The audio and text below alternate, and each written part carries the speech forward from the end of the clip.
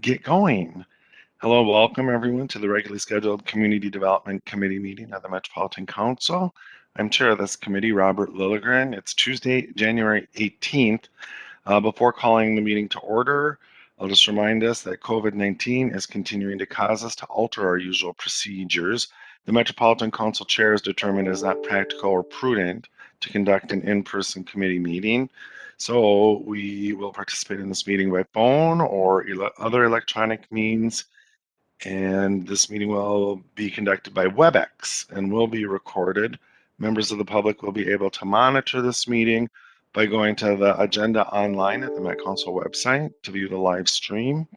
It's embedded right there on the agenda page of the website. We'll call roll for each business item, and the chat function here on WebEx should only be used for technical difficulties, please, and we'll want to voice our conversation so those who are listening will know what we're talking about.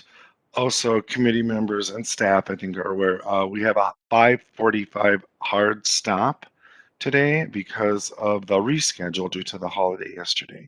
So we will need to be out, clear the space by 5:45, so I'll be moving us along. As we go, we have a pretty full agenda, and I will note that the info items at the end all are kind of pithy items that might generate some discussion. So I'll just ask committee members to grant me the grace to move us quickly if I feel like we need to move along a little. Great. So if there are no questions at this point, I will call this meeting to order by asking Michelle to please take a roll call to ensure we have a quorum. Michelle. Yes, Chair Lilligren. And I did receive advance notice that Councilmember Lindstrom and Musset will not be able to participate today. So I'm going to start with Chambliss.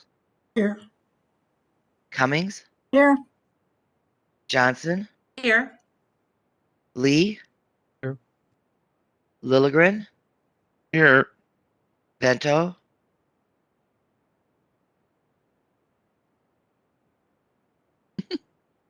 Vento. Here. And Wolf. Here.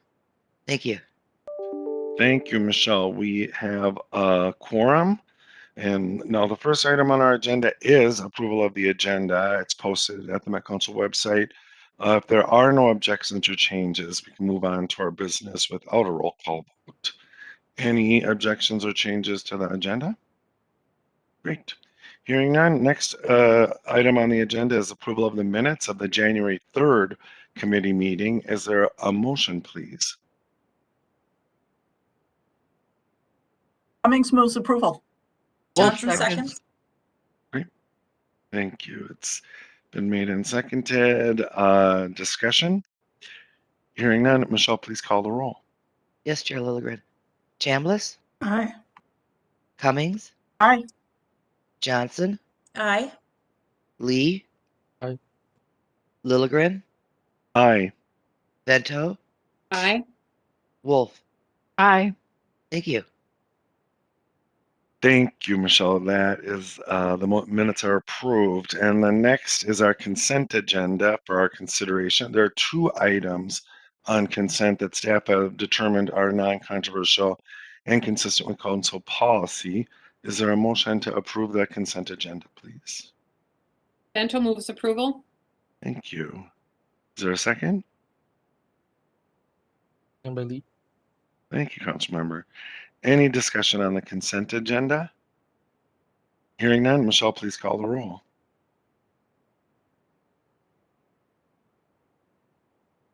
Michelle, are you with us? Sorry, that's the first time I've done that. It happens to Dang, there goes my record. Dang. I will start with Chambliss. Cummings. Aye. Johnson. Aye. Lee. Aye. Lilligren. Aye. Vento. Aye. Wolf. Aye. Thank you. Thank you. The consent agenda carries, and we move on to our three non-consent business items. The first is 2022-3. It's the 2040 Comprehensive Plan for the City of Dellwood. And Jake Reilly is here to present for us. Welcome, Mr. Reilly. Thank you, Chair Lilligren, members of the committee. Can you all hear me okay? Yes, you can. Excellent. Well, I will waste no time. Just as a reminder, I'm Jake Reilly. I'm the sector representative for Districts 11 and 12 in the local planning assistance group and community development. I'd like to thank the city's consulting staff, notably Nate Sparks, for their work on the plan. And before you today is the review of the City of Dellwood's 2040 comprehensive plan. Next slide, please. This slide shows the figure 1 of the staff report and identifies the location of regional system components within the City of Dellwood. Of note is the planned Lake Links Regional Trail, the master plan of which was adopted by Washington and Ramsey County Parks in 2001. It is intended to connect Stillwater with non-motorized trail around White Bear Lake. The city is not connected to the regional wastewater system and relies on subsurface treatment systems with the exception of 2 areas that are provided regional sewer through adjacent community system connections. And that's why you don't see any regional wastewater systems on the map. Next slide, please. Figure 2 from the staff report identifies the city as diversified rural community designation consistent with Thrive MSP 2040. Dellwood is located in western Washington County and is surrounded by the communities of Grant, Matamidi, and White Bear Township. It also happens to be on the border with Ramsey County. Next slide, please. Table 1, also in your staff report, shows that between 2020 and 2040, the council forecasts that the city will grow by 70 people, representing 50 households. No change in jobs in the city in the same time frame, and this is a reduction in the original forecast for population households identified in the system statements from 2015. This minor forecast reduction was agreed to by council forecasting staff in response to the city's concern over limited growth potential and land supply. Next slide. The existing land uses in Dellwood are shown here on this map. The historic development pattern consists of both 5 and 2.5 acre lots, which is carried forward from previous decennial comprehensive plans through 2040. Next slide, which you will see represented on this 2040 planned land use map, also from the plan. Dellwood is considered a fully developed rural community with limited ability to increase densities, in part due to the previously mentioned reliance on SSTS for wastewater treatment. The plan confirms that the city of Dellwood will plan for subdivisions of existing lots or changes to residential land uses at no more than 4 units per 40 acres or 1 unit per 10 acres to remain consistent with the diversified rural density requirements. Any planned redevelopment, generally via lot split, will be developed in redevelopment at that standard, which is consistent with Thrive. Next slide, please. That brings us to the findings for you tonight, that the plan conforms to regional system plans, is consistent with council policies, is compatible with the plans of adjacent and affected jurisdictions, and thanks, Greg. The proposed action before you today to recommend to the full Metropolitan Council is to authorize the City of Dellwood to place its 2040 comprehensive plan into effect and revise the city's forecast downward as shown in Table 1 of the attached review record. As noted, there's no wastewater, so the next meeting this will be heard at is the Metropolitan Council meeting on Wednesday, January 26th. And with that, I'm happy to answer any questions. Thank you very much. Yeah, thank you very much, Mr. Reilly. Any questions on that report, committee members? Questions?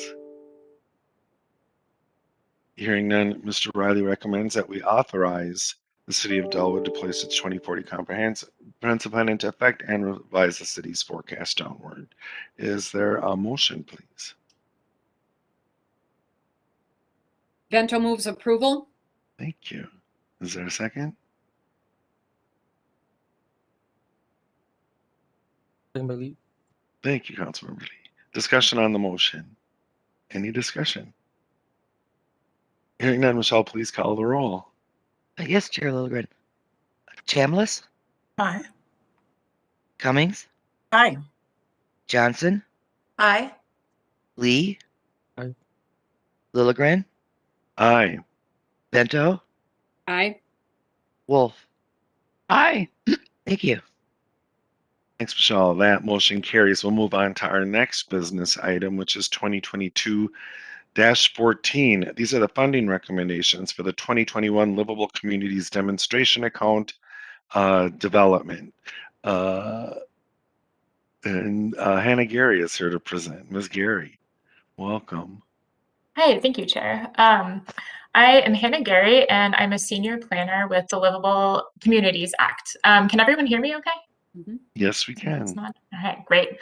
So this evening, I am going to be co-presenting the 2021 Livable Communities Demonstration Account Development Funding Recommendations with Mayor Abrams, who is the chair of the Livable Communities Advisory Committee, as well as the mayor of the city of Maplewood. Next slide, please. So the motion before you today is to award 8 Livable Communities Demonstration Account grants totaling $9,304,250 and to authorize its Community Development Director to execute the grant agreements on behalf of the Council. Next slide, please.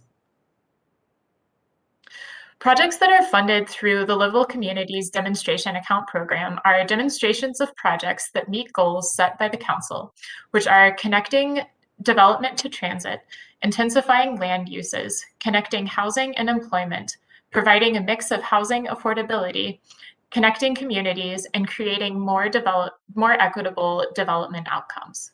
Next slide. So applications that come into LCDA go through a 2-step review process.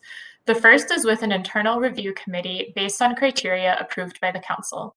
11 of the 15 applications received in September met the overall minimum score and the minimum equity score requirements in the initial round to move on to Step 2 review. Step 2 review is a review by an external review committee, the Livable Communities Advisory Committee, or the LCAC. The LCAC is made up of 15 members from different areas of expertise relating to community development. The committee assesses applications based on housing, jobs, compact-connected development, environment and livability, process, and team capacity. Next slide, please. So the fund distribution plan, which outlines funding availability and the program schedule for the year, was adopted in February, followed by a notice of funding availability that was distributed in March. A series of 4 technical assistance workshops and webinars were held virtually. The sessions covered project process, equity, environment, and design. The webinars were led by panels of topic area experts in the community. Following the webinars, project teams were invited to participate in workshops facilitated by the panelists from the webinars. Full LCDA applications were due on September 27th.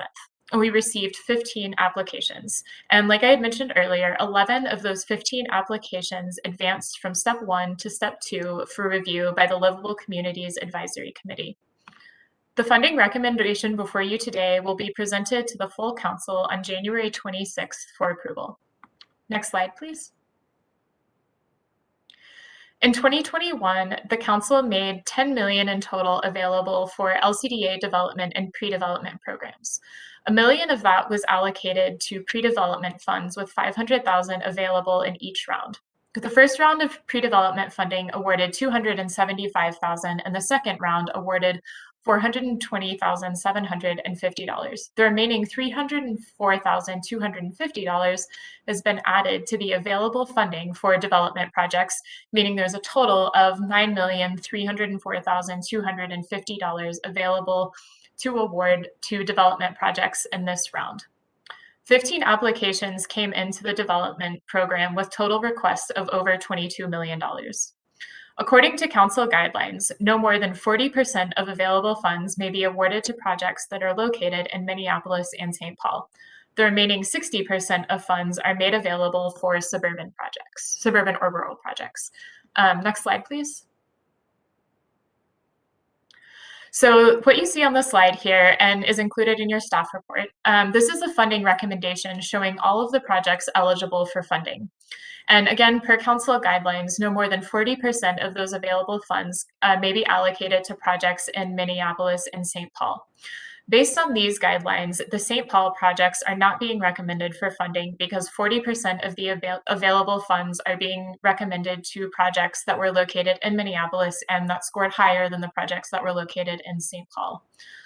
The remaining 60% of the funding is being recommended to award to projects that are located outside of Minneapolis and St. Paul based on total project score. all of the projects that advanced from step 1 to step 2 met the minimum score to be recommended for funding. Those projects that are not being recommended for funding are simply not being recommended for funding due to a lack of available funds. Next slide, please. So Mayor Abrams and I will now give an overview of each of the projects being recommended for funding. And Mayor Abrams, I will turn it over to you. Thank you very Mayor much, Hannah. Abrams, welcome. Thanks for being here. Thanks for your work. Hello, Chair and members of the committee. Thank you for having me today. I'm going to keep my camera off. I'm on an iPad, and I will have connection issues because there are so many on this as well. Perhaps when we get to the question and answer, then I'll turn on my camera. But for now, I think that this is best just so that I can maintain the connection. So.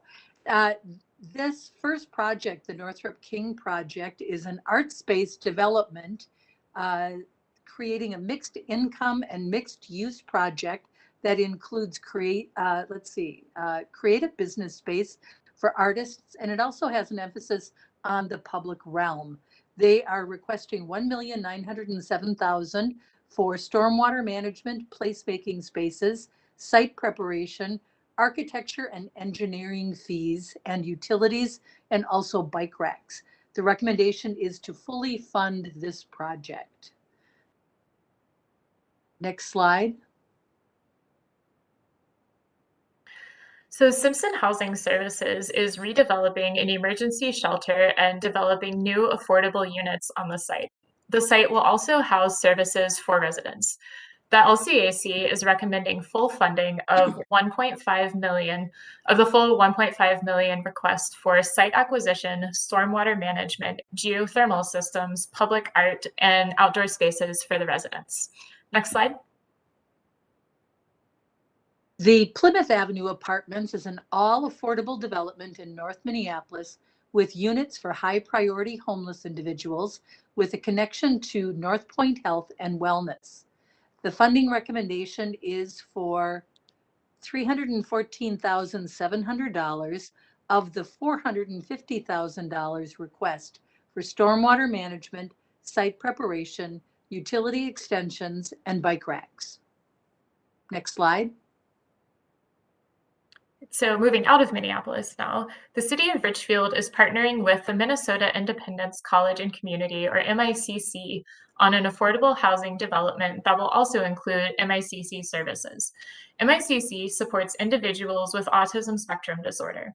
They're requesting $1,210,000 for stormwater management, site acquisition, site preparation, placemaking spaces, bike racks, and architecture and engineering fees. The recommendation is to fully fund the request. Next slide, please. The Cornerstone Village project in Oakdale is proposing a mixed income housing project targeted towards families that include someone living with an intellectual or developmental disability. The recommendation is to fully fund the $565,000 request for site acquisition, placemaking spaces, and stormwater management. Next slide. The City of Columbia Heights is working with the Seika Food Shelf and a developer to create an affordable housing development and redevelop the existing food shelf.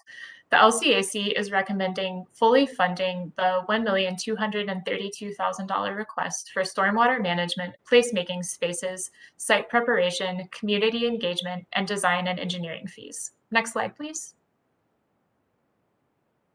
Now we're out in Chaska. City Square West is a mixed income project that includes a large public plaza. While the project does not include the development Mercado, the housing project is being done with consideration of the Mercado commercial space development project to provide affordable commercial space to existing business owners. The LCAC is recommending fully funding the $1.914 million request for site acquisition, site preparation, and placemaking spaces. Next slide.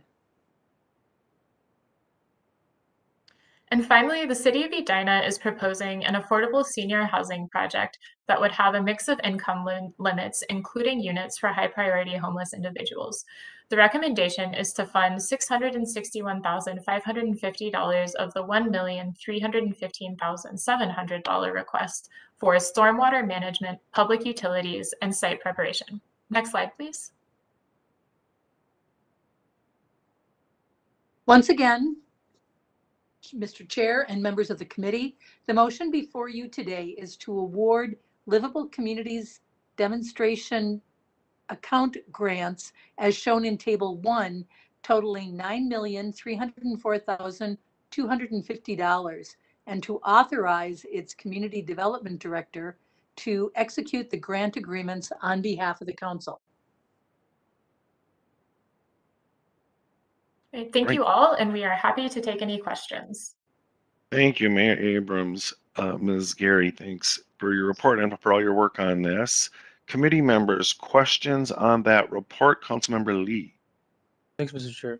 I have one comment and one question. My first comment is, I was disappointed to see that St. Paul projects fell victim to the 40-60 split and that Minneapolis projects kind of won over. And I was wondering if there's any way we can ensure more geographic equity in future rounds around this issue. And then if you could please remind me again for both this presentation and the next one, how many times a year do we do these grants? Is it once or twice? Thank you. Yeah, Thank you, Councilmember. Ms. Gary. Thank you, Chair, Councilmember Lee. Both great questions. The projects that we got this year from Minneapolis happen to just be really outstanding and really competitive projects. And we've talked with St. Paul staff, and there is at least one project that we are going to be encouraging to apply again. And we'll continue to work with staff at St. Paul on supporting both staff and applicants on getting the most competitive applications that we can get coming through. And for LCDA and LCDA-TOD development applications or development awards are offered once per year, and pre-development awards are offered twice per year. Thank you. Thank you, Councilmember. Further questions on the report? Councilmember Wolf. Thank you, Mr. Chair. So there were, I think, 3 or 4 projects that didn't get to the next scoring round because of not meeting the equity score. I realize that they don't then go to the full committee to get fully scored, but it would be helpful to know roughly what they might have scored if we didn't have that equity piece in the scoring, since that is a new feature. It would, I'd kind of like to understand what we threw out by having that equity scoring feature in there, since it's new and a pass fail. Yeah, thanks, Councilmember Wolf. And as we evaluate the new scoring, that is going to be important. And Ms. Gary, did you have a comment at this point? Thank you, Chair. Councilmember Wolf. There are actually two applications that did not meet the minimum equity score and 2 applications that did not meet the overall score. So those 2 applications were knocked out for the minimum equity score, and I would be happy to follow up with you and give you more information on the scoring details of those 2 projects. Thank you. Further questions on the report or comments? Councilmember Chambliss. Yes, I just wanted to say that I'm really happy to see that we are encouraging disability factors in the applications, and also that we are encouraging environmental factors in the applications, and that we have looked at community food sites, for example, and shelters, homelessness. Those are key factors, I think, that are definitely needed in our communities. And then for those that did not get to the second scoring, that we will be going back to those organizations so that they can understand more about the competitive process, because I think that's important, especially as we make changes.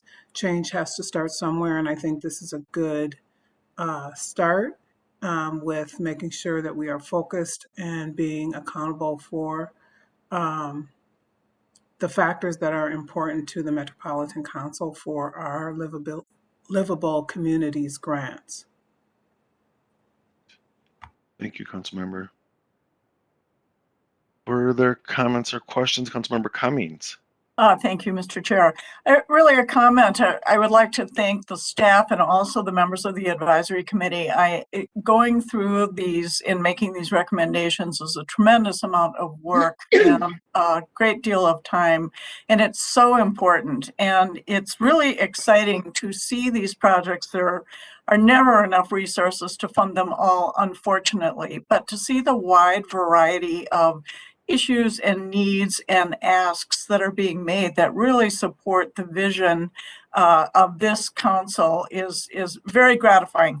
So mostly I would like to just say thank you. It's not a perfect system, but I'm very appreciative of all the effort that goes into this work. So thank you. Yeah, thanks, Councilmember, and I add my thanks and ask that Mayor Abrams and Ms. Gary please carry your thanks back to the Advisory Council. Further discussion, Councilmember Vento. Thank you, Mr. Chair. It's been a noisy day at my house, so I'm going to talk really fast and hope that Murphy doesn't try to compete. I want to add my thanks, and I want to add special thanks to Mayor Abrams for agreeing to chair the committee. She's got a million irons in the fire. She is, I don't even want to think about what her days and weeks must be like, but taking this on is an important role, and I just really appreciate it. As a constituent, I know what a good mayor she is, so thank you, Mayor Abrams.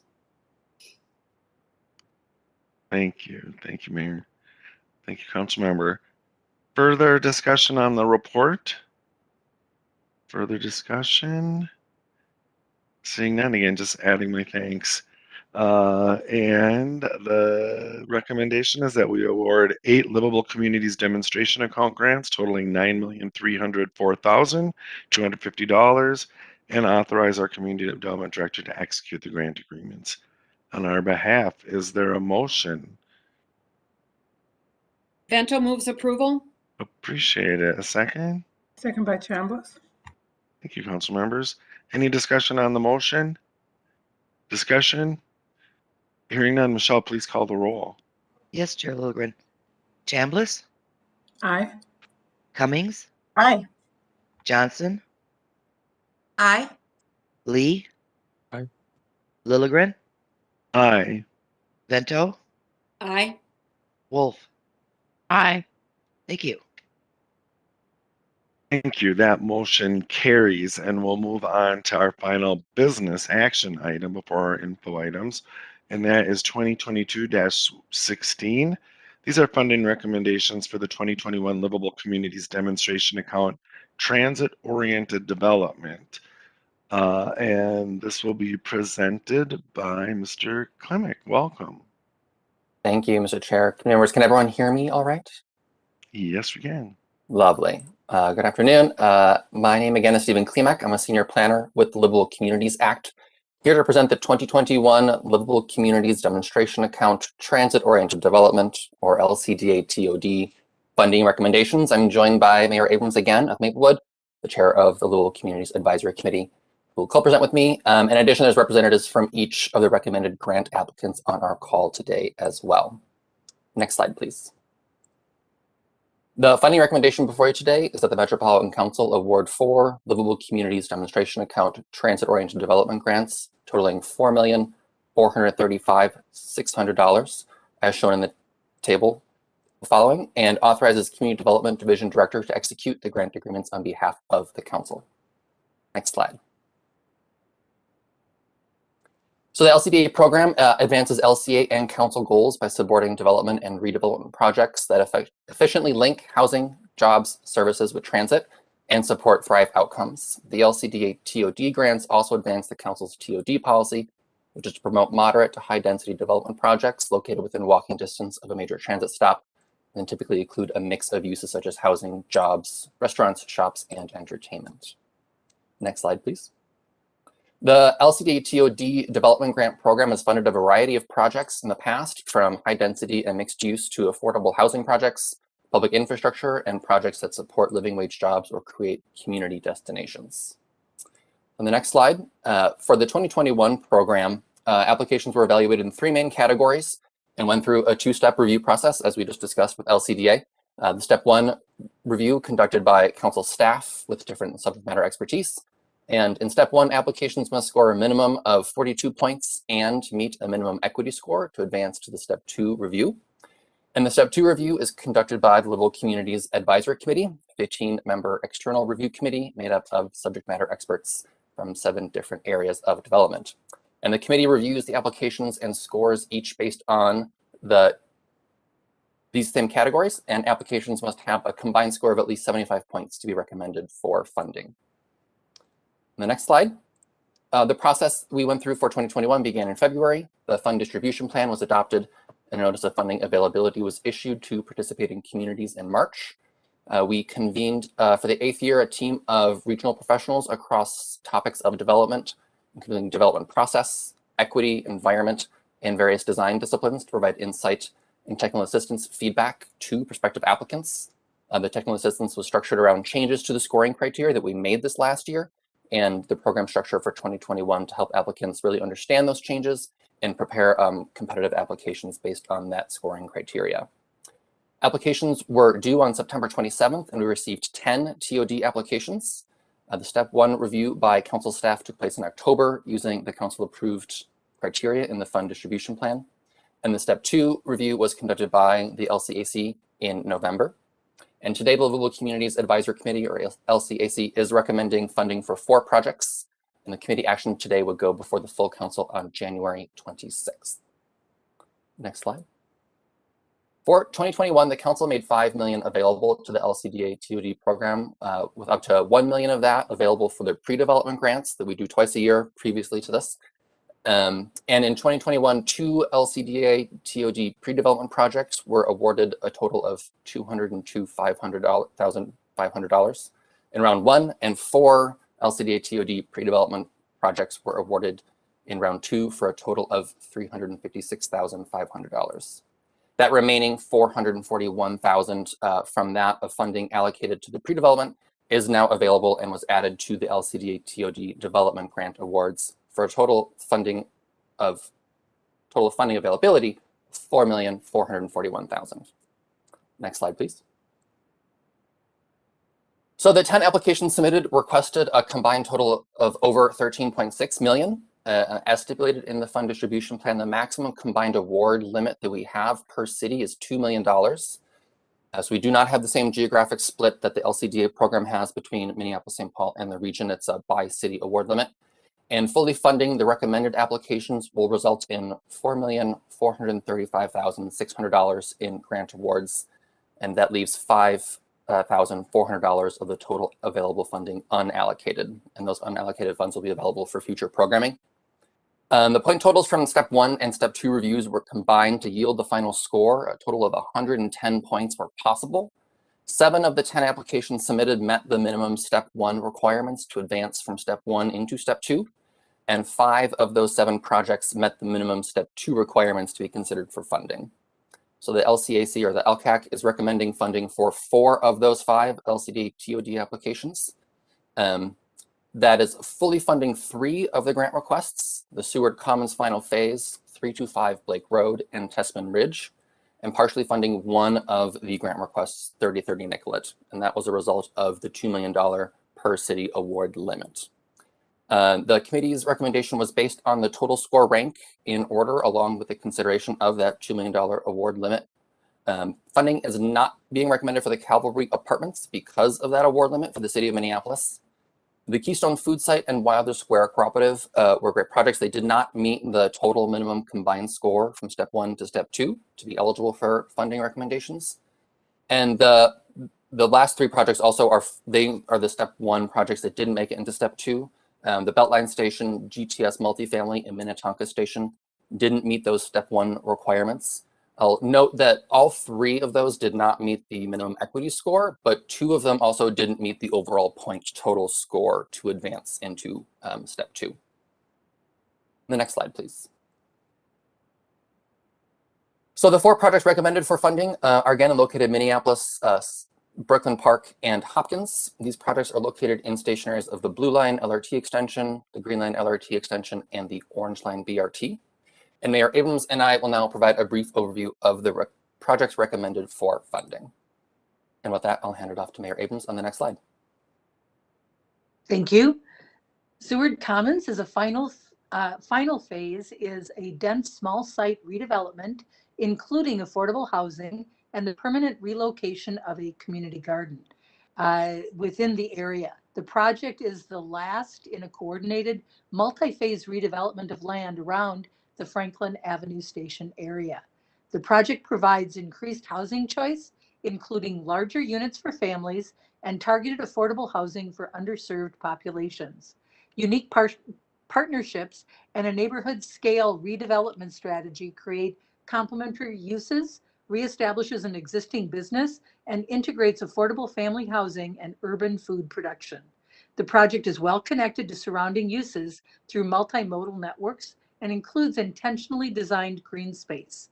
The grant uses will be for site preparation and public infrastructure, green roof and community gardens, and place-making spaces. Next slide.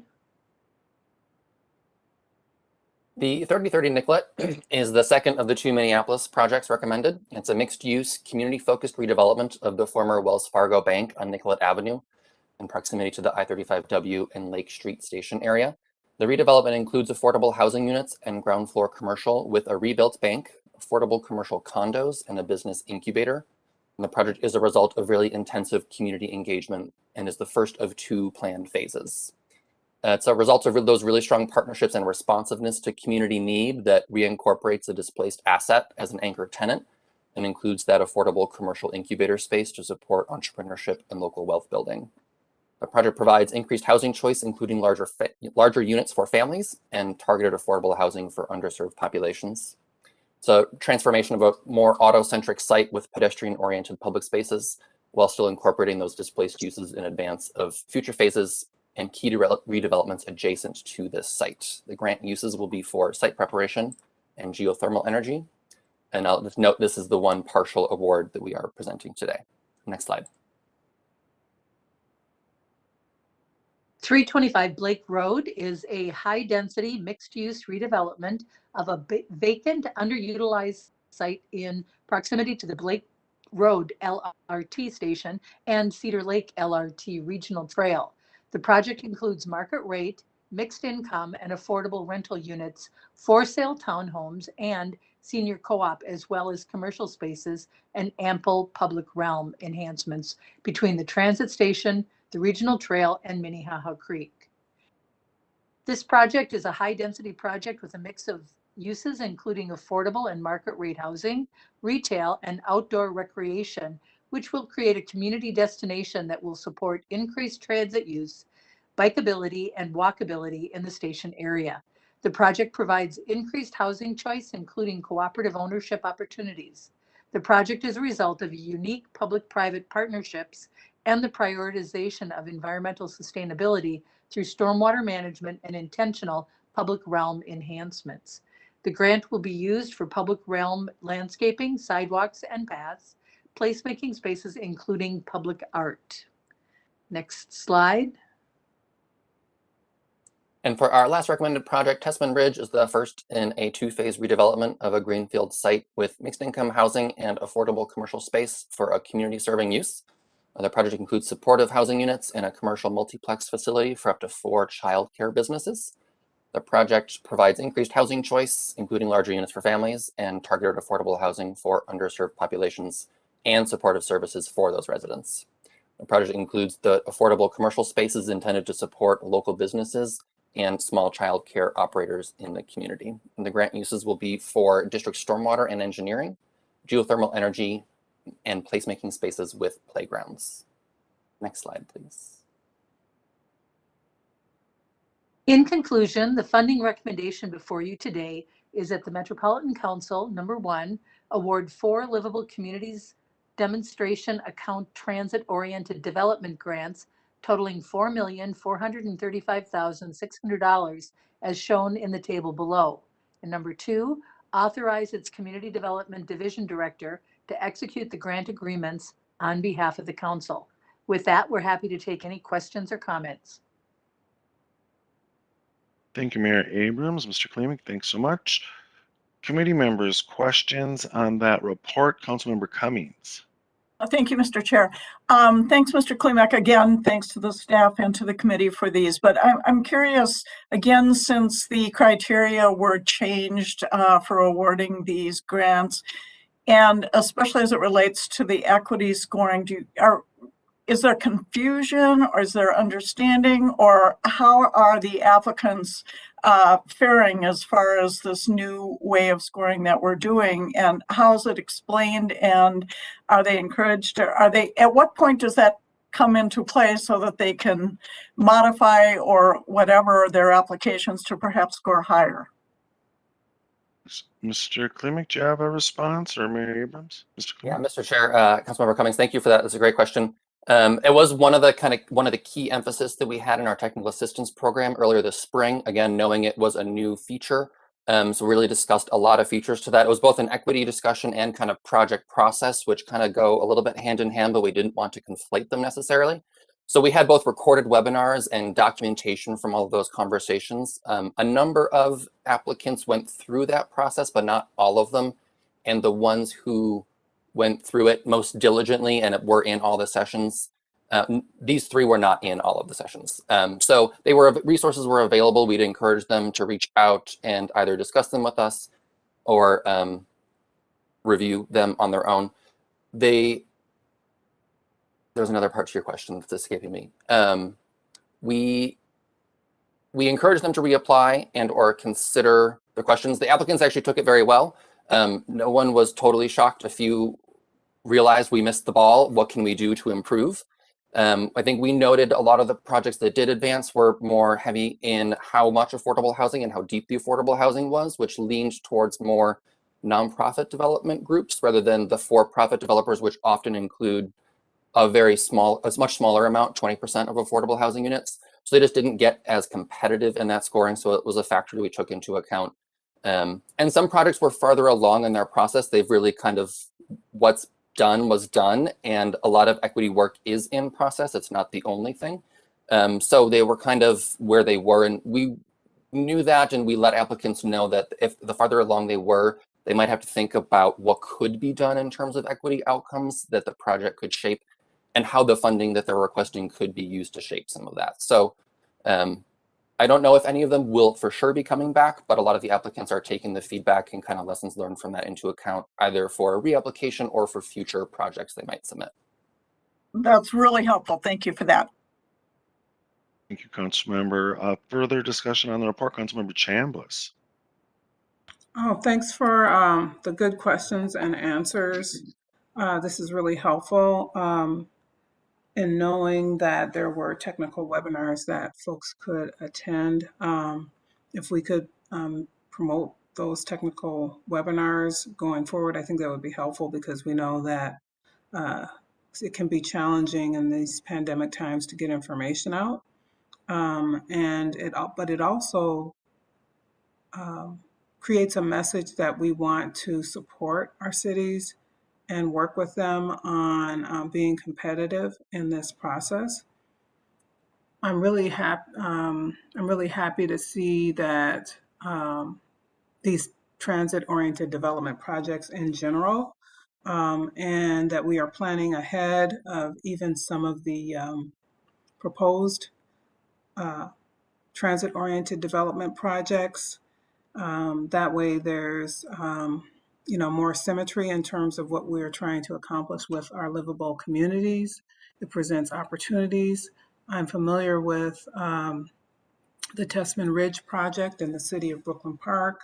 It's going to allow more life cycle housing for those that maybe have grown up or lived around Brooklyn Park or work around Brooklyn Park.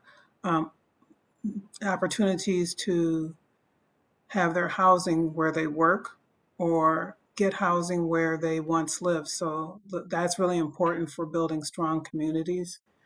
And it's good to see the Hopkins. I took a tour with the Southwest Light Rail, as many of you did, so we're familiar with that area by Blake Road, and we're able to see, it in pre-development form, and now to see the designs for all of these cities is very encouraging. So thanks, Stephen, and to the team for all the work that you've done up to this point. Thank you, Councilmember. Further discussion on this report? Councilmember Johnson. Thank you, Mr. Chair. I think I've asked this in the past when we've had a night like this where we have proposals come up and scoring, and wonderful projects make it and wonderful projects don't always make it past the number that would advance them. Do we follow up with the ones that don't make it to find out, is this the critical funding that killed the project, or are they able to hang on and maybe come back through the process, or do we know if they have other funding sources to help keep the project alive? And I just say that because they're all worthwhile projects and there's just not enough money available. And so that, is just, I'm just giving my appreciation to those that don't even, make the cutoffs, but to show value that they're doing great work and we want that to continue. But I just hate the thought of losing a project that has come this far, but for lack of funding might get shelved. So do we have any ideas, anecdotal or otherwise, of what happens to the ones that don't make it? Do we see them come back, or do we see them show up elsewhere and they can eventually get a groundbreaking to ribbon cutting scenario? Yeah, thanks, Councilmember. Mr. Klimek, do you have a response? Yes, Mr. Chair, Councilmember Johnson, thank you. That's also a great question. We follow up with all applicants, especially if they are not being recommended for award or they haven't made it from step 1 to step 2, to do a debrief, share how they fared in the scoring, where there could be improvements, where there are comments from the advisory committee about the project and the scoring criteria. Often are asking about project timelines, updates, where things are, and to see if a reapplication is viable for the coming year. We don't have those fully set yet, but we give them a sense of our timeline and what we're expecting, what changes we might be expecting, and where we think they could be more competitive. And so often with the reapplications, I think we see a larger success rate. Not everyone always reapplies.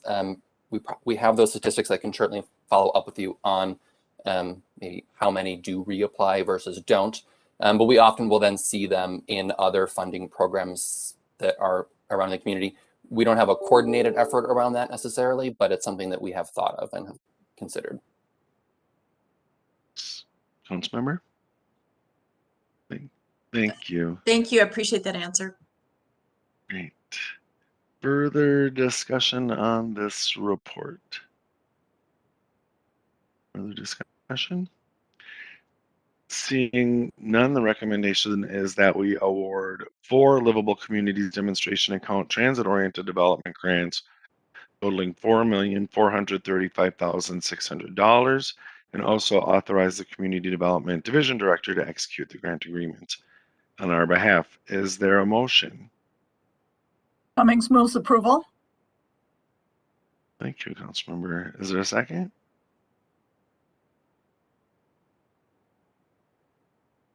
Second, Chambliss. Thank you, council members.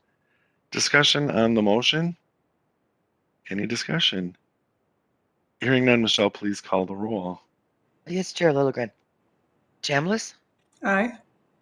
Cummings, Aye. Johnson, Aye. Lee, Aye. Lilligren, Aye. Bento, Aye. Wolf. Aye. Thank you. Thank you, Michelle. That motion is adopted. And thanks again, Mr. Klimek, Mayor Abrams.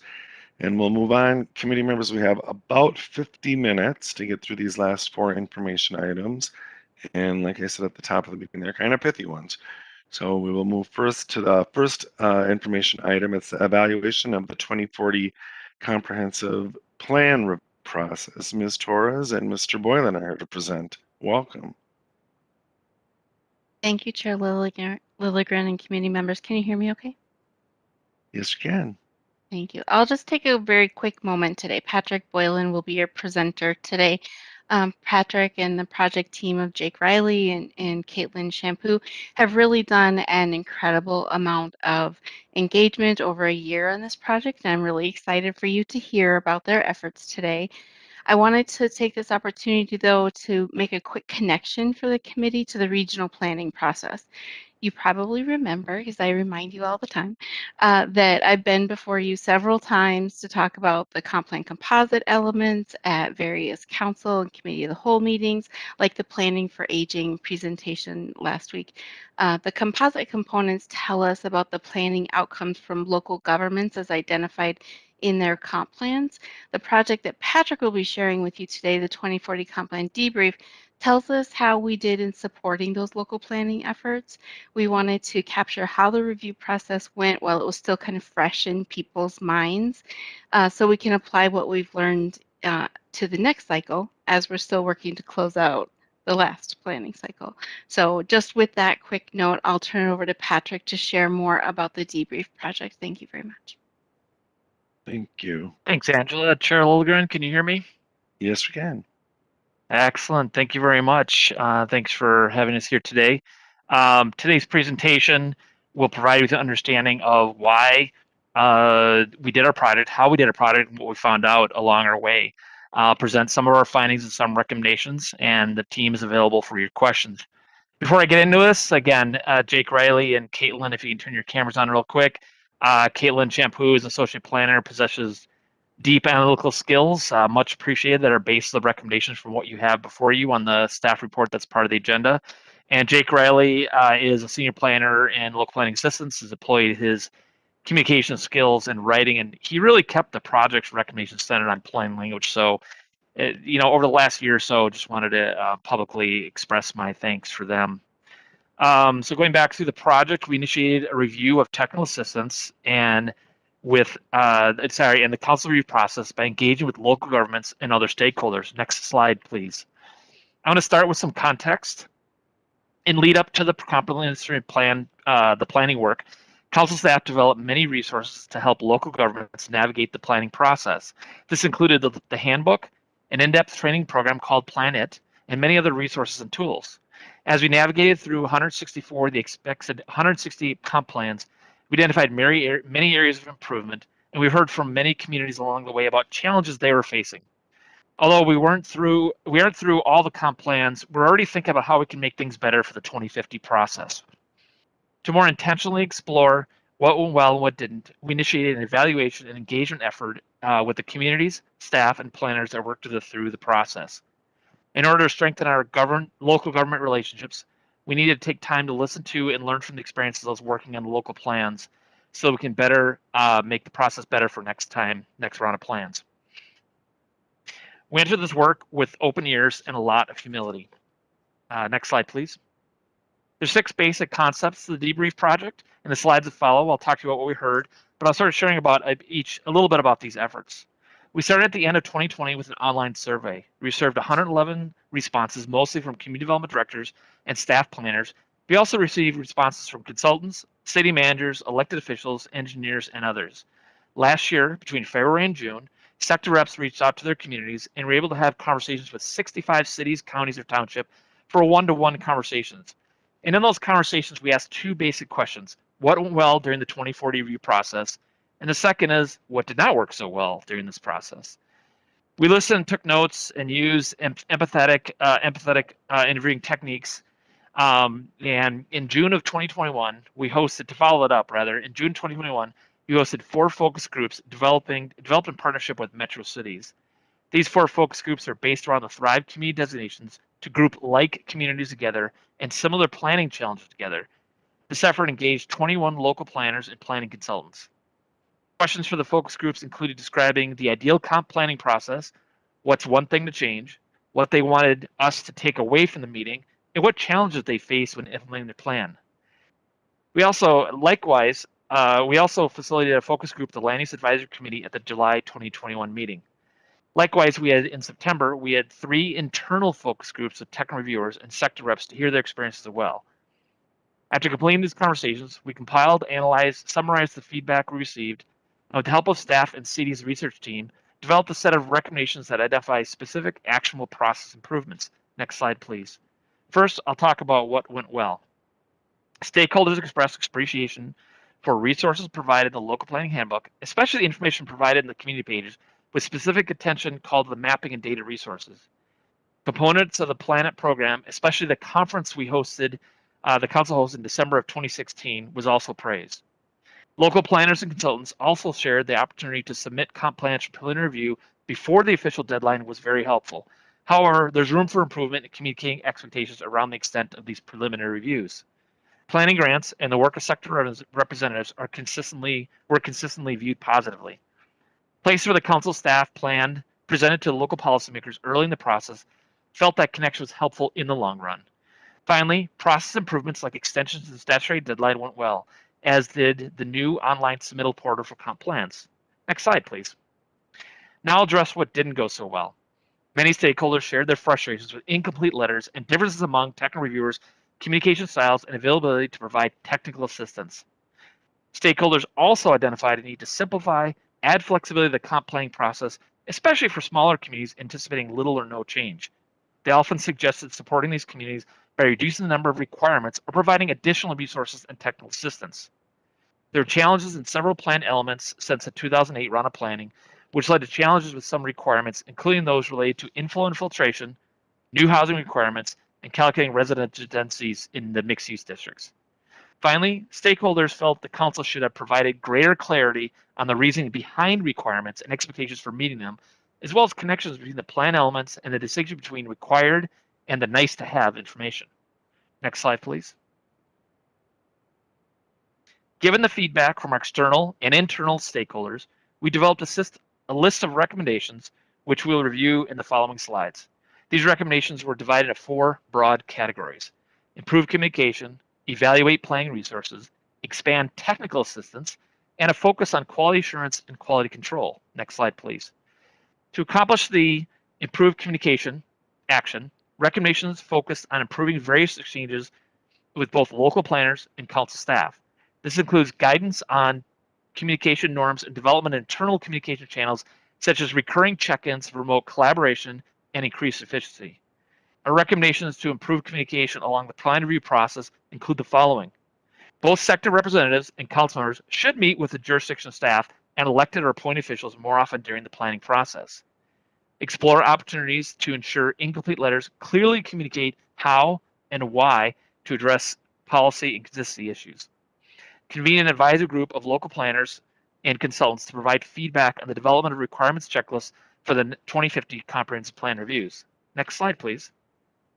Evaluate planning resource includes recommendations for the development of templates, data, and other guiding documents to best support local governments in their comprehensive planning efforts.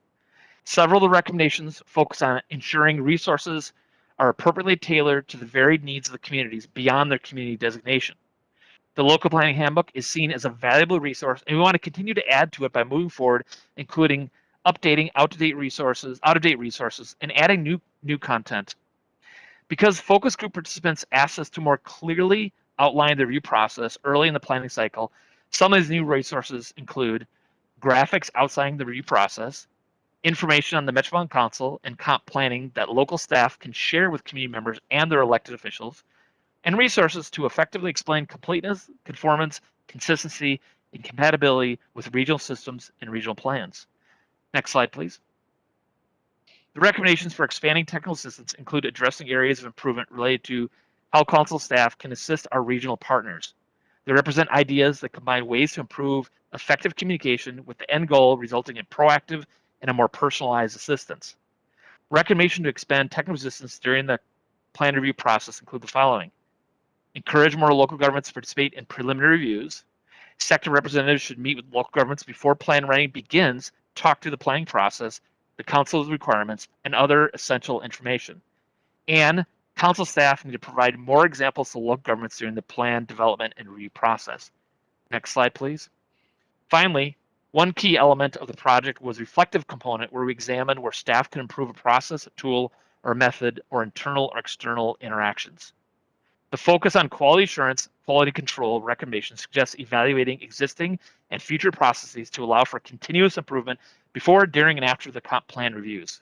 Recommendations include ensuring all council staff can communicate the why behind each requirement in their technical area, explore why checklists are seen as overly complex and how to address this for the 2050 planning cycle, evaluate individual staff capacity needed to conduct reviews and develop work plans to allow sector representatives and technical reviewers to prioritize reviews. Next slide, please. Building on these preliminary findings and recommendations, the project team is working with metro cities in continued partnership to identify further improvements to the plan review process. Staff are working together to coordinate a longer-term technical work group focused on regional planning and comprised of local government technical staff. We'll share these findings and recommendations from this project as one of the first tasks we have together. The project team engaged with LUAC last summer, and we'll circle back to them this Thursday to share these preliminary findings as well. We also plan to update the partners who contributed throughout the plan, throughout the past year to share our results and solicit additional feedback from them. After these upcoming efforts, the project team will finalize a report that incorporates this feedback. The final report will include a summary of engagement efforts as well as a full list of detailed recommendations beyond what you heard here today. Finally, the team will work to prioritize and implement recommendations to improve comp plan review process before the start of the next decennial process. Next slide, please.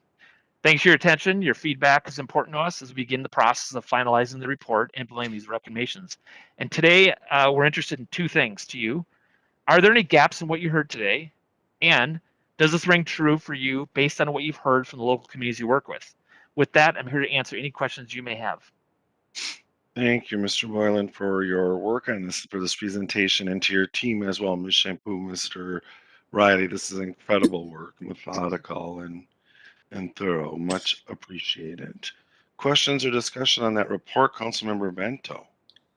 I want to second your applause for this work. It's excellent. I'm really pleased with it, and it does mirror some of what I've heard, particularly as it relates to the smaller cities and townships and the need for support through this. But this is excellent work.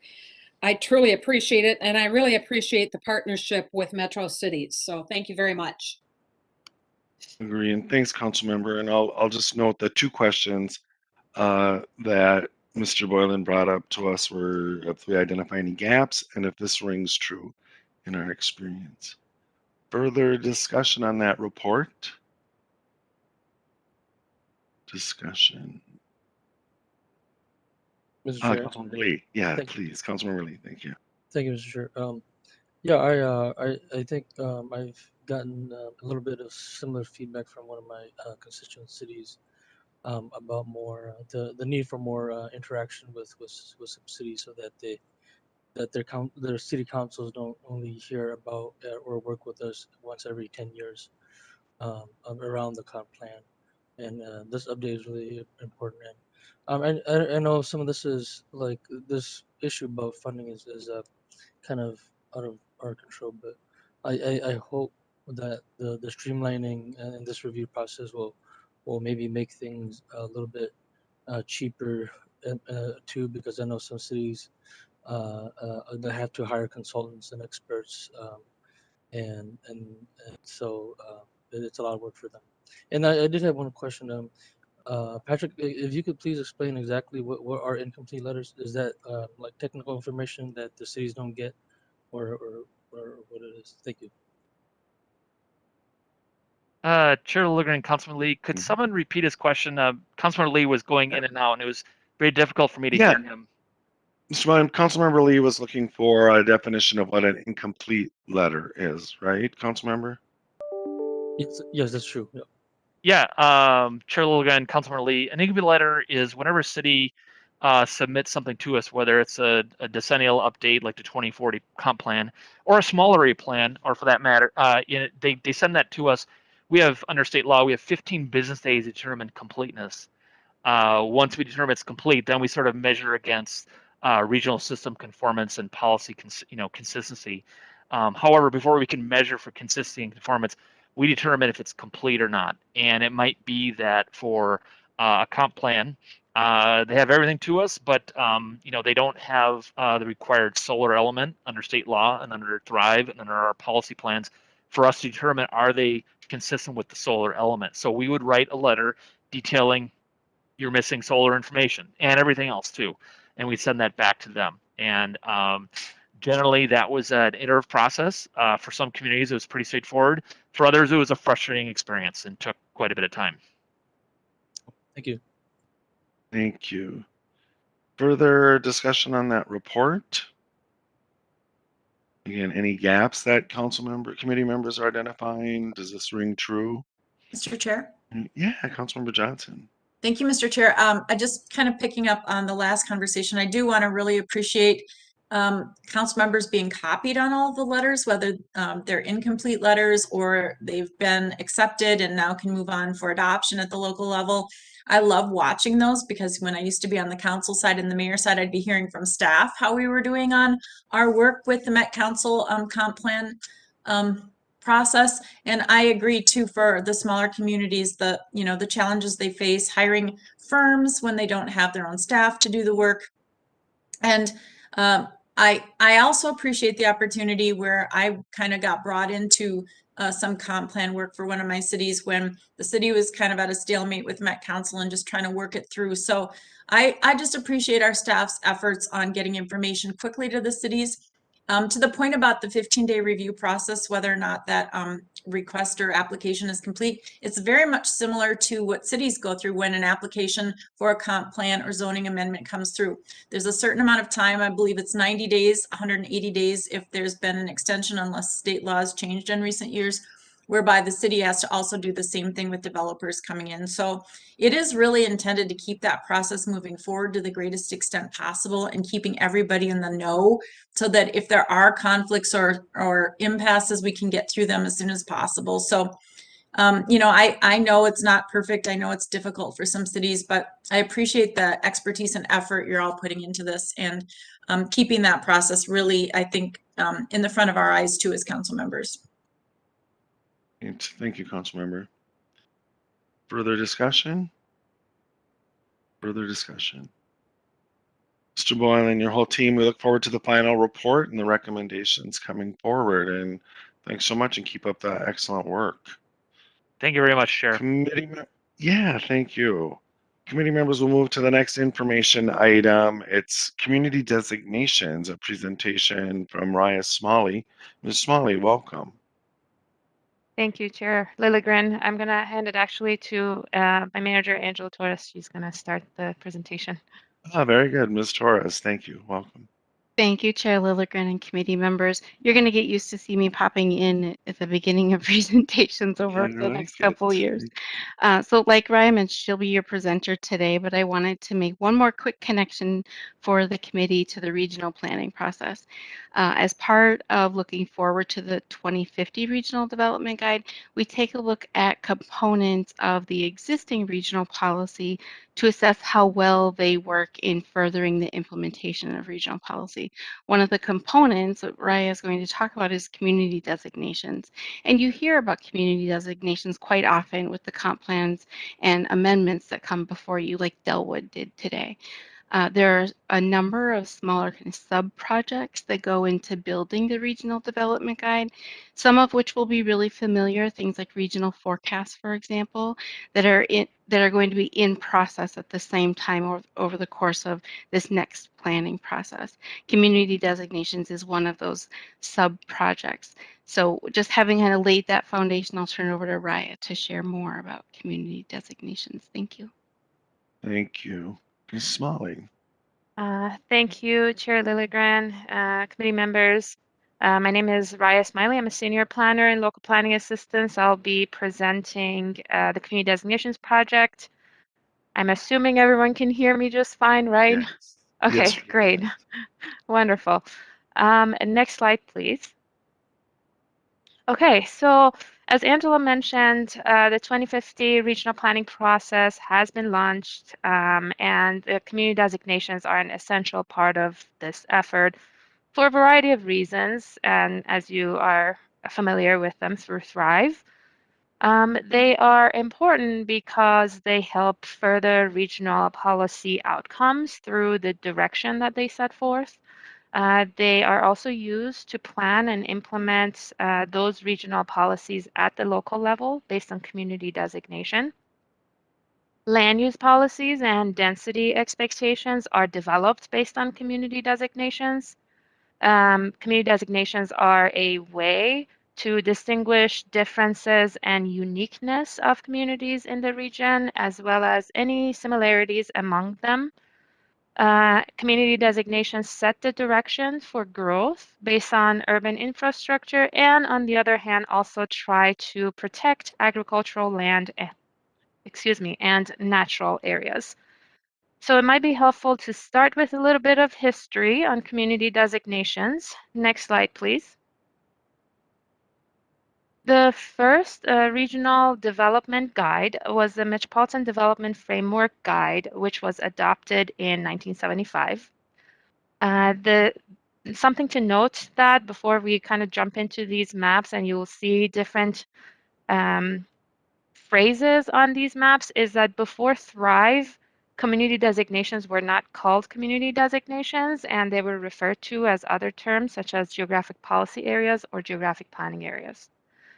The Metropolitan Development Framework Guide divided the region into two major service areas, the urban service area and the rural service area, and then developed the geographic policy areas that is shown here on the map.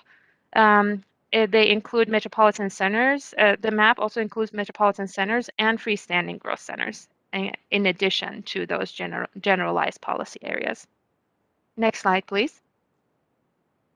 Then in 1986, Metropolitan Development and Investment Framework was adopted.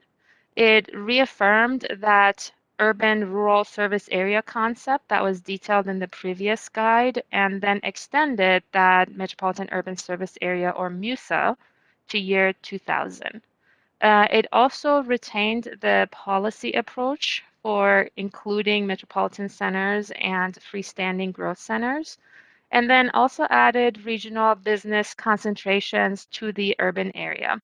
It further refined the policy areas for commercial agricultural areas as well. Next slide, please. Then the regional blueprint was adopted in 1996. It continued that MUSA concept and then further defined the boundary as the maximum long-term service area for regional services to year 2040. The land outside of the 2040 boundary was planned to remain permanently rural or permanently agricultural, as you can see on the map. This plan discontinued distinguishing those metropolitan centers and regional business concentrations as part of the urban area, and also did not continue with the freestanding growth centers in rural areas. And again, as you can see on the map, the growth strategy policy areas are shown on it. Next slide, please. Then in 2004, the Regional Development Framework was adopted. It defined geographic planning areas as developed or developing in urban planning areas, and then as you can see on the map, a variety of rural planning areas. This map reflects the changes that were made as part of the 2008 or 2030 comprehensive planning process. So this isn't exactly the one that was adopted in 2004. As you can see, it says 2013. The framework continued to apply the distinction between urban and rural and to identify specific rural areas. The framework did not include different levels of protection for agricultural land, and it also didn't include similar to the previous plan, did not include centers or regional business concentrations as part of the urban area, which were, again, as I mentioned, discontinued in the previous plan. Next slide, please. And kind of last, but definitely not least, Thrive MSB 2040, adopted in May of 2014. The map that you can see here is Actually, it's as of August 2021, which includes any changes that were made to community designations based on comprehensive plan updates and comprehensive plan amendments. Thrive separates the community designations in two distinguished areas of urban service areas and rural service areas. As you can see, the urban ones are urban center, urban, suburban, suburban edge, emerging suburban edge, and the rural ones are rural center, diversified rural, rural residential, and agricultural, which you've probably heard all of them so many times in the past couple of years. And as you can see, the approach within the urban service area was more defined. So there are many more categories in the urban service area in Thrive compared to previous plans. The community designations that were defined as part of Thrive were defined using 5 factors. Those 5 are the Metropolitan Urban Service Area, or MUSA, the percentage of developable land that's committed to urban uses, the age of the housing stock, which was used as a proxy for age of infrastructure and general development patterns, intersection density, which practically indicates connectivity in urban form, and the long-term wastewater service area. Next slide, please. So now that we've covered the history of community designations very briefly, let's take a look at the process that is before you for this project. The community designations project will be an iterative process throughout this whole year. There are 2 main components of the projects that are engagement and analysis. As for engagement, we are planning a robust stakeholder engagement process that includes both external and internal parties. Our currently identified external partners are an existing focus group of local policymakers through metro cities, and a focus group that we are putting together of local planners with an emphasis on township rural land use considerations.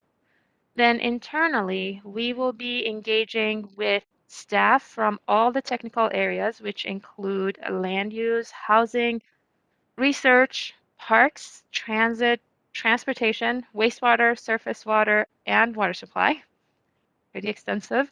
Our internal technical staff will identify the impact of community designations in their respective areas and how the process can be improved from the last round relative to their technical area. We are also engaging with council committees. That includes the Land Use Advisory Committee, or LUAC, which is the body to recommend the proposed community designations to the CDC and the Council for Adoption. We will talk about this a little bit more later. The Metropolitan Area Water Supply Advisory Committee, which we will engage with through LUAC, and the Committee of the Whole, which we intend to go to several times throughout the year, probably 3 at least, to engage with council members. Additionally, as I mentioned earlier, with all the efforts that other ongoing projects related to 2050 regional planning, we will be coordinating with all of those efforts to ensure that they're all aligned and our process and deliverables don't, the intersections of our process and deliverables make sense. I won't go into detail of what those efforts are. Then the second part of the, or not the second component of the project, the analysis, is the technical component of it. For analysis, we will evaluate the current community designations, so the ones in Thrive, for their effectiveness in the 2040 process and to see what worked and what didn't. Some of that information could come from the debrief that you just heard. Accordingly, we will then review and adjust those previous approaches to defining community designations. And then through the engagement that I just laid out, we will identify different variables to consider in this effort and then analyze them using spatial analysis. Next slide, please. Now, let's take a very quick look. This is a preliminary timeline. I want to mention that it's an ambitious schedule and it may be adjusted following the initial engagement or any of the efforts that we will have in aligning this project with other 2050 regional planning efforts. As I mentioned, the Land Use Advisory Committee is the main recommending body for this effort. We will continuously engage with LUAC through 2022, and as a committee, the committee will be guiding the process. They will review refinements and analysis through an iterative process and will recommend the final option to the CDC. The first LUAC meeting that this project will be presented at is actually this Thursday. So that's the start of that part of the process. Then we will be working with the committee, with LUAC, at every meeting that they have throughout 2022. That's every other month. The current goal is for LUAC to be able to make their final. I'm sorry. Sorry, I thought I heard something. It's Councilmember Wolf. I don't know if she realized it. Thank you, Councilmember. Okay. She was unmuted. Yeah, please go. You can hear me just fine. Yes, we can. Just double checking. Okay, great. So then we will be working with the committee at every one of their meetings. The current goal is for LUAC to be able to make that final recommendation to CDC at their November 2022 at the latest, if they're maybe they're potentially able to even make that at September meeting, but we'll see. The stakeholder engagement is also an ongoing part of this project, which we are starting this month by convening the different groups and conducting meetings. As I mentioned, we are putting that focus group together. That's happening this month. The goal is to gather feedback and analyze that feedback through that spatial analysis that I mentioned. With that iterative process, we are prepared to continue these efforts for most of the duration of the project. So it will be a lot of back and forth between gathering feedback, presenting it, gathering feedback, doing analysis, presenting refinements, then gathering feedback, analysis, refinement. So it will just continue on that cycle.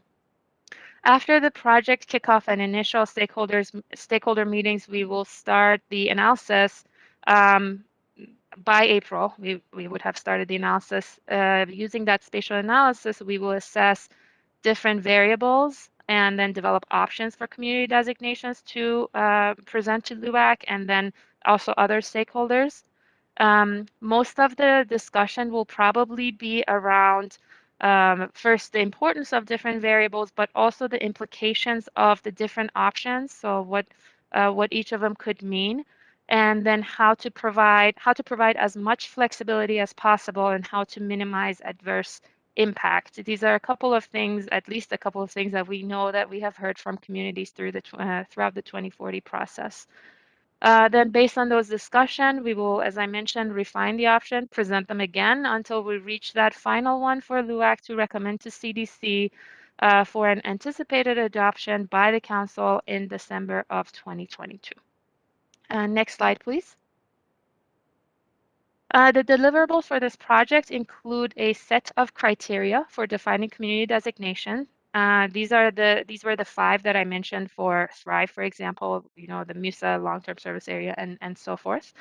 The proposed community designations for each jurisdiction responsible for planning in the region, descriptions of each community designation, density expectations based on community designation, and maps and other data for community designations. Next slide, please.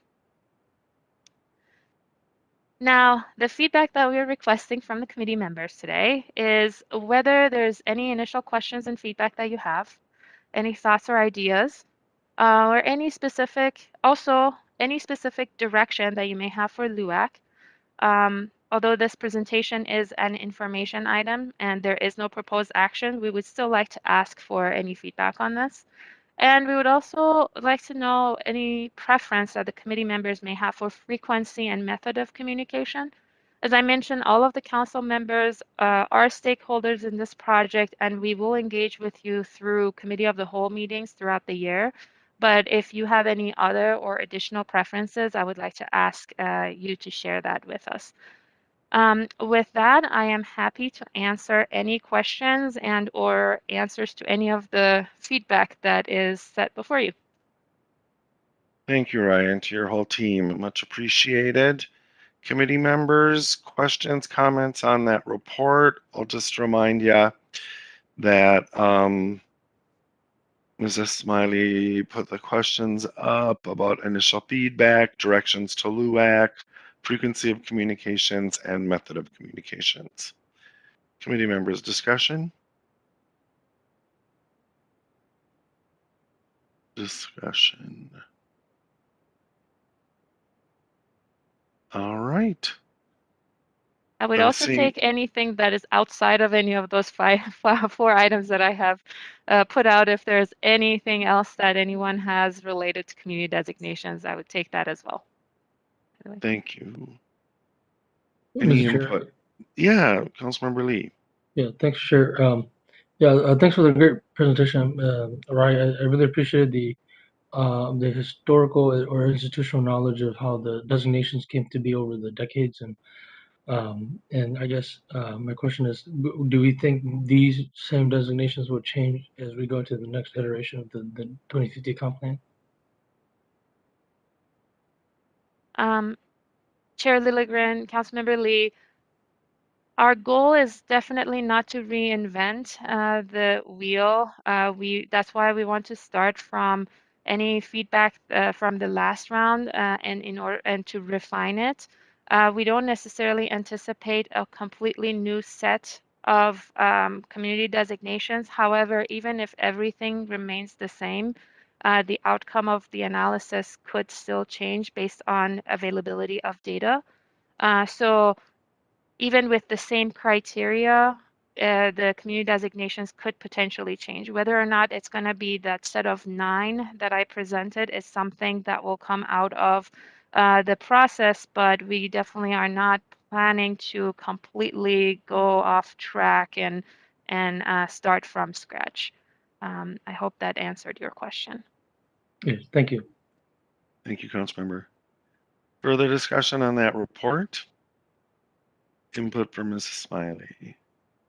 Hearing none, thanks for your work. We look forward to seeing more updates as we go forward on the final recommendations. Thank you. Thank you. Committee members, we're down to about our last 15 minutes before we have our hard stop at 5:45. I've been emailing and with staff, and Ms. Beard would recommend that we actually move on to the final item, the 2022 Livable Communities Act scoring and program criteria discussion, and rather than the 2022 Livable Communities Act funding availability discussion. So unless there are any objections to that, we'll move on to our fourth information item first. The 2022 Livable Communities Act scoring and program criteria discussion. Ms. Gary, Mr. Klimek, and Mr. Martin are presenting. Who's starting us out? Thank you, Mr. Chair. I will get things going. Thank you, Ms. Gary. Can everyone hear me okay? Yes, we can. Sounds like it. Thank you. So I am Hannah Gary. I'm a senior planner with the Livable Communities Act team, and I manage the Livable Communities demonstration account. I am presenting with Stephen Klimek, who is also a senior planner and manages the transit-oriented development account, and Marcus Martin, senior planner, who manages the tax-based revitalization account. And this evening, we are going to present proposed scoring criteria for LCDA, LCDA-TOD, and the TBRA programs. Next slide, please. So we're going to discuss the timeline of scoring adoption, TBRA scoring updates, updates to the minimum equity scoring for LCDA and LCDA-TOD, and end with some general changes to LCDA and LCDA-TOD. And I'll now hand it off to Stephen to talk about the 2022 scoring criteria timeline. Thank you, Hannah. So LCA staff have been leading up to the adoption of our 2022 annual plan for distribution of funds by reviewing questions, issues, and proposed changes for our programs and scoring criteria with both the Community Development Committee and the Housing Work Group since October 2021 for the TBRA program and November 2021 for the LCDA and TOD programs. So today we'll outline what those conversations have yielded for the proposed 2022 programs. And Marcus is going to start us off with the TBRA. Thank you, Stephen. So for TBRA, we focused a lot, and I'm sorry, I'll have you advance the slide, please. Next slide, please, Greg. More. One more. One more. Yes, please. Thank you. All right, wonderful. So for the TBRA grant program, we focused a lot of our comments that we received and changes on the TBRA seed grant category. So we are expanding the eligible area for that category. However, we are keeping the focus on redevelopment sites that would not include a project. So they would be sites that have potential for redevelopment. We also made some changes where we modeled jobs and housing and the development process, that how, and project team membership criteria, the who, on the criteria that's been used by the LCDA and TOD in prior years. So there's some more similarity there. One of the factors in particular that I'd like to call out is that there is an emphasis on two particular job sectors, environment and technology, when it comes to adding jobs. I'm going to hand it back to Hannah to follow up on the LCDA and TOD changes. Thanks, Marcus. If we could go on to the next slide, please. In 2021, staff introduced a minimum equity score for LCDA and LCDA-TOD development projects. In 2022, we're proposing that the number of available points increases from 16 to 18. The additional 2 points will come in the environment and livability category. And this change comes from conversations that we've had with the LCAC, which is the external review committee that reviews both LCDA and LCDA-TOD applications, as well as this committee, about scoring on equity-focused outcomes rather than simply on community engagement. We've revised the project process criteria and the number of points allocated to project process to reflect more of an emphasis on project outcomes rather than just engagement and process alone. And the project process details have been in earlier conversations with this committee. So the emphasis on equity scoring has been on racial equity, given that race is the largest predictor of inequitable outcomes in jobs, housing, and other LCA goals. While projects addressing equity in other ways will still be awarded points, projects that don't also address racial equity will not be able to receive full points in this equity criteria. To make the equity scoring more clear for applicants, staff have added a description of the emphasis on racial equity to the beginning of the scoring table.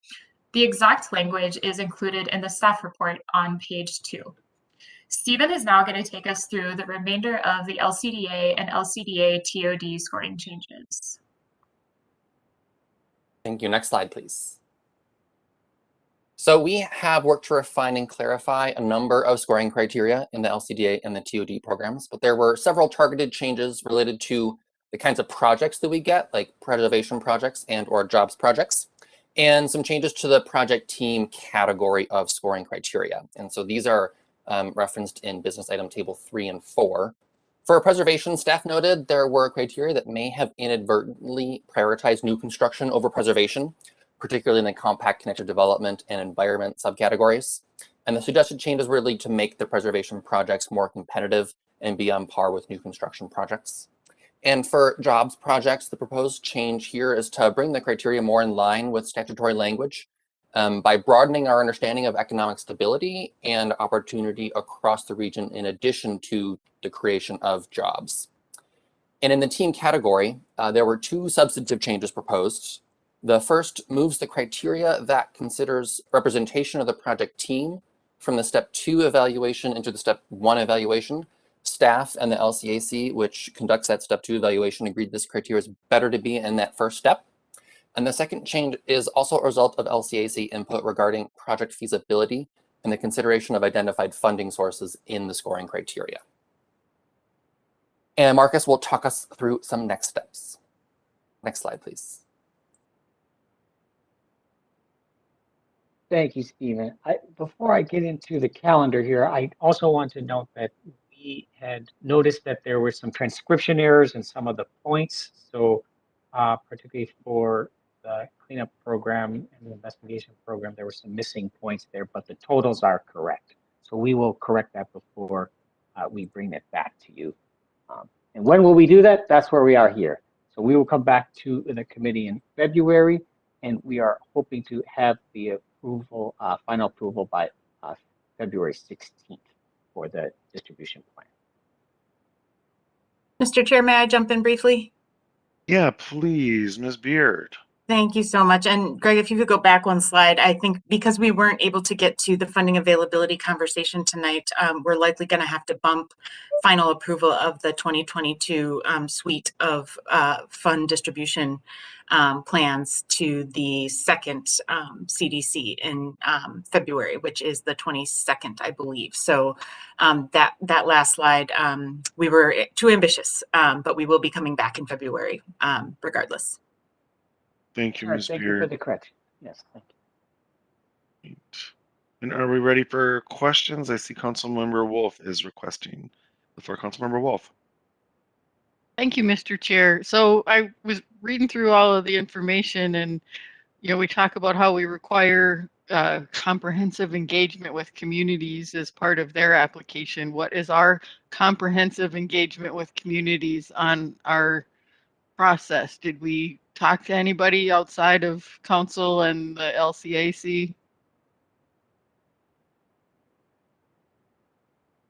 Perhaps since that's a broader question and Yeah, not specific to one please. program, I'll take a stab at that. Thank you, Mr. Chair. Councilmember Wolf, admittedly, the real heavy lifting of our engagement and outreach was in 2020 and preparing for the real, what I would consider the huge kind of significant changes to how we organize the criteria and the focus of some of the criteria for 2021. And this is more of a, what did we learn? What are the kinks we need to work out now that we've seen the projects go through that cycle? But absolutely having lots of engagement along the way with applicants, with the LCAC, with our fellow colleagues in CDC who help score for the criteria and the step one process, but definitely less formal, deep engagement this year as we were kind of trying to refine and tweak the major overhaul we had in scoring changes that were first seen in this year's program. Can I follow up, Mr. Chair? Please. Yep, Councilmember Wolf. I realize everybody's been really busy and things are hard with COVID and whatnot, but it seems like after you make a massive change, we really should go out to the community and see what they think, because if we don't have legitimacy in the community, we've got to have that buy-in and have everybody's input on how things work. So if obviously there's not time anymore to do it this year, but we need to do it for next year, even if there's not massive changes, because people change and circumstances change and our scoring has changed dramatically, and to not follow up with elected officials and stuff, we're really doing ourselves a disservice. Thank you, Councilmember. Mr. Chair and Councilmember Wolf, if I could add some more information to that. Starting this year, we are going to be sending out an annual survey to all applicants to get information on really how they experience our application process, from how well they understood the scoring criteria to the application materials to any additional technical assistance that they might need. So we will be implementing that. We're planning on sending that out after awards are made. That is data that we will begin collecting, and we'll be able to have some comparable data across years starting this year. Thank you, Ms. Gary. Good to know. Councilmember Wolf, anything else? Not for now. I don't want to monopolize all the time. Okay, thank you. I have in queue Councilmembers Johnson and Chambliss. Councilmember Johnson. Thank you, Mr. Chair. Well, piggybacking on what Councilmember Wolf said, is there a way to even just assemble a small group of folks that, are very engaged in this kind of stuff and have the history behind it from the city community to just say, hey, here's what we're doing? I mean, tonight, certainly they could be online watching, but just to do a quick gut check. I mean, I guess, we are too far in the process, but I do hear what Councilmember Wolf is saying, and know we have to move forward, but I too don't want there to be anything that comes back to bite us, even though we've done a lot of the due diligence in 2020. So I don't know, just a thought to try and see if there's anything in there that might catch us by surprise once we use this. Thanks. Care to comment, Ms. Beard, Ms. Gary?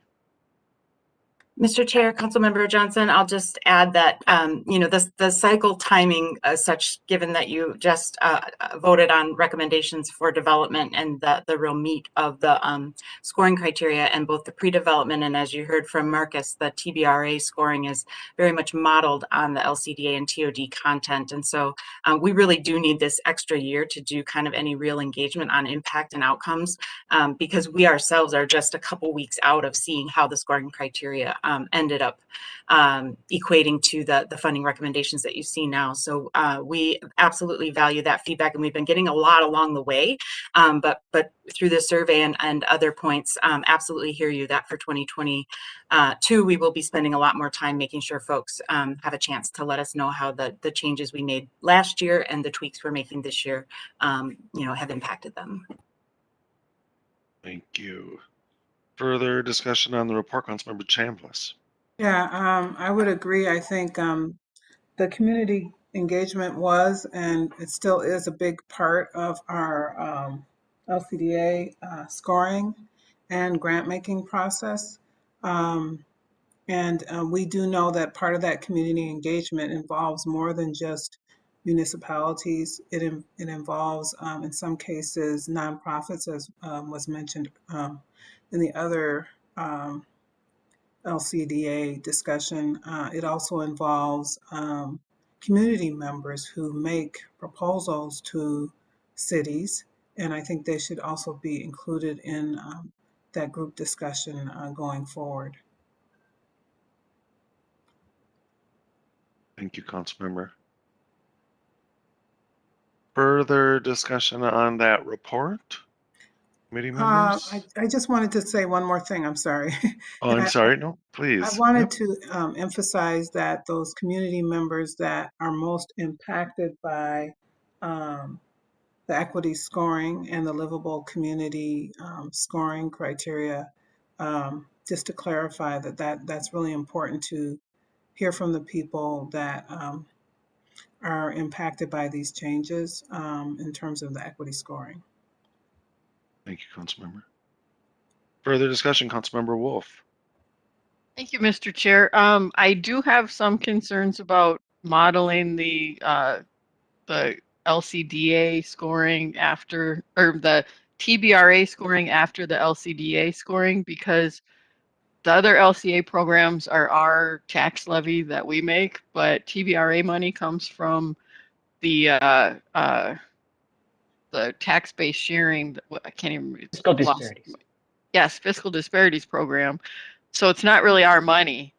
So to me, that should be prioritizing it, maximizing use and maximizing the tax, returning to the tax rolls, rather than and getting all across the geography where things are most polluted, rather than council designed criteria like equity.